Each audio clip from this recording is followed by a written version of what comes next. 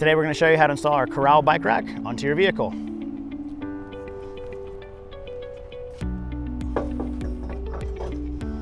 To test fit it, just slide it into the hitch receiver. We've got 5 mounting positions to try to get it the right depth away from your vehicle. Whether you've got a hatch or doors or a tailgate, you want to make sure first off that you have clearance from the hoops to the vehicle.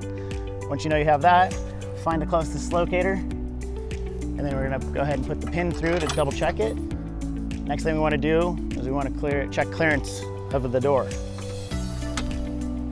we'll pull back into our lean to load position and make sure we can clear the door. Perfect. So now we'll put the rack back up. We'll have to install the Let's Go Arrow silent locking pin.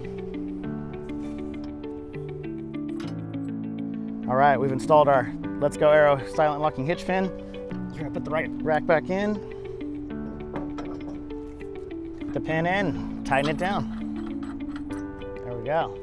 All right, now that it's tightened, we're gonna just double check all of our clearances before we load the rack.